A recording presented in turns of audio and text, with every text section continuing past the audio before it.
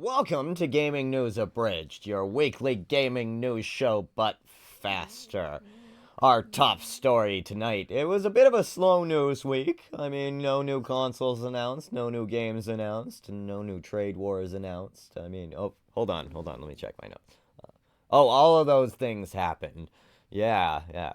The Nintendo Switch 2 Direct happened this week. It's pretty good, the presentation was at least. The main issue people have with it is the price. We'll talk about that, but first we're going to go over the Nintendo Switch 2 Direct really quickly here.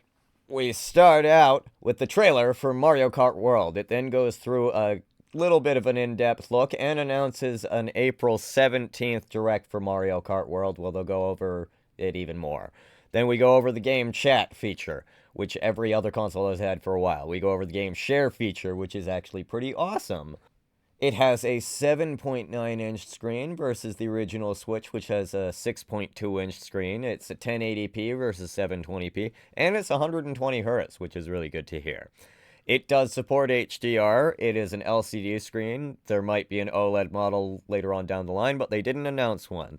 The Joy-Cons are magnetic. They actually use an electromagnet, which is for the locking mechanism, which is kind of ingenious. It does have 4K support in docked mode. The dock actually has some hardware in it, including a cooling fan.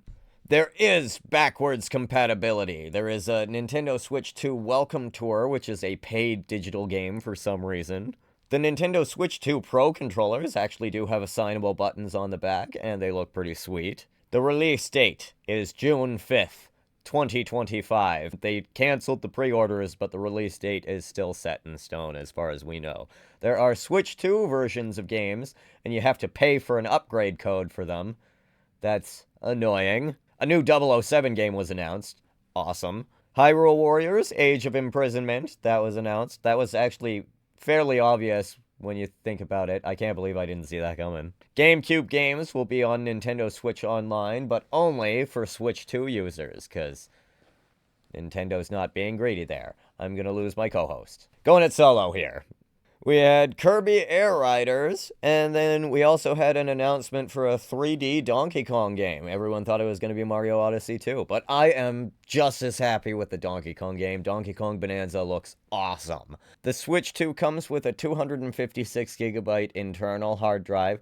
They say it has faster read and write speeds. The actual Direct doesn't tell you how fast, but it's using microSD Express for the expansion cards on it, which have about 800 to a gigabyte of read and write speed, depending on what they are, versus the 100 to 120 megabytes a second that you had on the original Switch. So it's about 8 times faster. So yeah, better.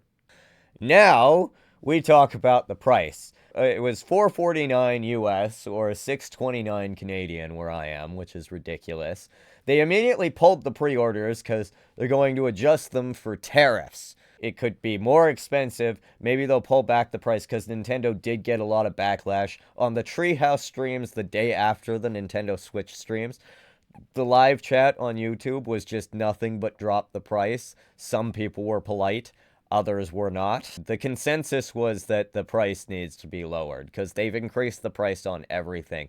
The console's more expensive, the games are more expensive, the accessories are more expensive. And with this tariff thing, it could get even more expensive. Best case scenario is they pull back the tariffs and Nintendo realizes its mistake and pulls back the price a little bit.